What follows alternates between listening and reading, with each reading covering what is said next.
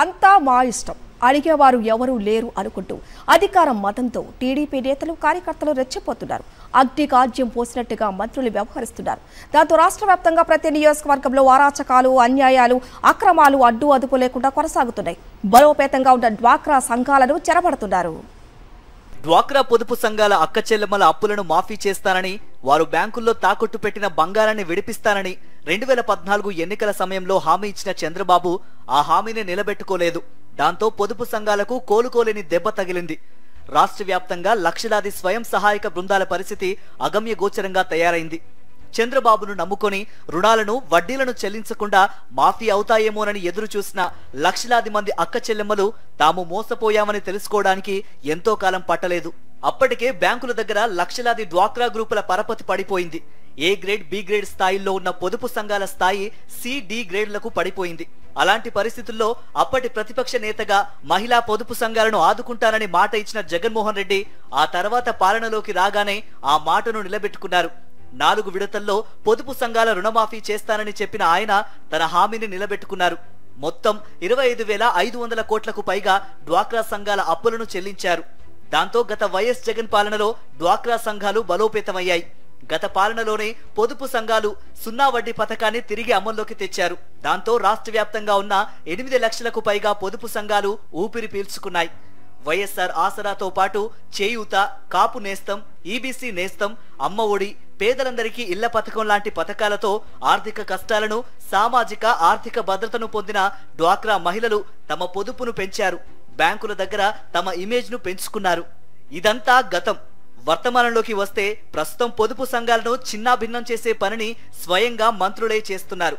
సంఘాల లీడర్లుగా వైఎస్ఆర్సీపీ సానుభూతి పరులు ఉన్నారనే అనుమానంతో వారిపై కక్ష సాధింపు చర్యలకు పాల్పడుతున్నారు. సంవత్సరాల తరబడి ఎంతో జాగ్రత్తగా సంఘాలను నిర్వహించిన మహిళలపై ఏదో ఒక ఆరోపణ చేస్తూ వారిని తీసేయడానికి కంకణం కట్టుకున్నారు. బలోపేతమైన సంఘాలను డిస్టర్బ్ చేస్తూ ఇక్కడ కూడా తమ శాడిజాన్ని చూపుతున్నారు. టీడీపీ అధికారంలోకి రాగానే తమపై వేధింపులు పెరిగాయని నంద్యాల జిల్లాకు చెందిన పొదుపు సంఘాల లీడర్లు ఆవేదన చెందుతున్నారు. మంత్రి ఎన్ఎండి ఫరూక్ ఆదేశాలతో తమను తీసేస్తున్నారని ఇది సమంజసమేనా అని వారు ప్రశ్నిస్తున్నారు. టీడీపీ రాజకీయాలకు తమను బలి చేయడం మంచిది కాదని వారు అధికారులకు చెబుతున్నారు. పొదుపు సంఘాలు సమావేశాలు పెట్టుకుంటూ ఉంటే వాటిపై పోలీసులకు ఫిర్యాదు చేస్తూ సమావేశాలను భగ్నం చేస్తూ ఇబ్బంది పెడుతున్నారని, దయచేసి మమ్మల్ని రాజకీయాల్లోకి లాగవద్దని వారు విజ్ఞప్తి చేస్తున్నారు. అసలు ఎప్పుడు లేని విధంగా మమ్మల్ని చాలా హింస పెడుతున్నారు. ఇలా హింస పెట్టడం వల్ల మాకు చాలా ఇబ్బందికరంగా ఉంది. మేము మహిళలతో మీటింగ్ జరుపుకుంటుంటే మా ఏపీఎం సారు మీటింగ్కు రావద్దండి అని ప్రతి ఒక్కరికి ఫోన్లు చేసి రానియకుండా చేయడం చేసినాడు. వాళ్ళు వచ్చిన గుడుక పోలీస్ డిపార్ట్మెంట్ వాళ్ళకు ఫోన్ చేసి ఇట్లా వాళ్ళు ఏదో మీటింగులు అట్లా జరుపుకుంటున్నారు, ఆ మీటింగ్ జరగకుండా ఆపండి అని చెప్పి పంపించినారు. పొదుపు మహిళలతో మనం మీటింగ్ జరుపుకుంటామే కానీ మనం రాజకీయ పరంగా పోతున్నామా ఏమన్నా? ఈరోజు ఏం కొత్తగా పెట్టుకోవట్లేదు కదా మీటింగ్స్, మనం ఎప్పటిలాగానే జరుపుకుంటున్నాము. ఈమె పేరు శివమ్మ. 18 పొదుపు సంఘాలకు అధ్యక్షురాలిగా ఉన్నారు. ఈమె ప్రమేయం లేకుండానే ఈమెను అధ్యక్షురాలి స్థానం నుంచి తొలగించడానికి అధికారులు ప్రయత్నించారు. సంఘాలన్నీ కలిసి ఏకతాటిపై నిలబడటంతో ఆ పని జరగలేదు. రాజకీయ కక్ష సాధింపు చర్యలకు పాల్పడవద్దని, సాఫీగా సాగుతున్న సంఘాల్ని డిస్టర్బ్ చేయవద్దని శివమ్మ కోరుతున్నారు. బ్యాంకుకి వెళ్ళి ఫోర్జరీ సంతకాలు తీసుకొని బ్యాంకులో మా పేర్లు క్లోజ్ చేసి కొత్త పేర్లు ఎక్కియాలని ట్రై చేసినారు. బ్యాంక్ మేనేజరు, బ్యాంక్ స్టాఫ్ వల్ల మాకు తెలియడంతో మేము పోయి మా సభ్యులు మేము అందరం పోయి ఆపినాము. 18 సంఘాలలో నాకు 14 సంఘాలు సపోర్ట్ ఉన్నాయి సార్ అని చెప్పినా కూడా ఆయన వినడం లేదు. మా సంఘాలు ఎలాంటి రాజకీయాలకు సంబంధం లేదు, మా పొదుపు మాత్రమే మేము జరుపుకునేటోళ్ళము, మాకు రాజకీయాలకు అవసరం లేదు. ఇలా దౌర్జన్యాలు చేసి మమ్మల్ని బాధించడము చాలా అన్యాయమని ఎమ్మెల్యే గారిని, ప్రభుత్వాన్ని మేము వేడుకుంటున్నాము. సిసి సార్ గారిని, సీఎం గారిని అందరినీ దయ ఉంచి మాకు న్యాయం చేయాలని కోరుకుంటున్నాం. మంత్రి ఎన్ఎండి ఫరూక్ ఆదేశాల మేరకే పొదుపు సంఘాల అధ్యక్షురాలను తీసేస్తున్నట్టు అధికారులు ఈ మహిళల మొహం మీదనే చెప్పేస్తున్నారు. ఏళ్ల తరబడి ఎంతో పద్ధతిగా పొదుపు సంఘాలను నిర్వహించిన వారిని తీసేయడం పట్ల పొదుపు సంఘాల్లో తీవ్ర వ్యతిరేకత వస్తోంది. ఎలాంటి పొరపాటు చేయకుండా నిజాయితీగా వ్యవహరించిన వారిని తీసేస్తూ వారి దగ్గర నుంచి అకౌంట్ పుస్తకాలను, పాస్ బుక్లను లాక్కుంటూ భయభ్రాంతులకు గురి చేస్తున్నారు.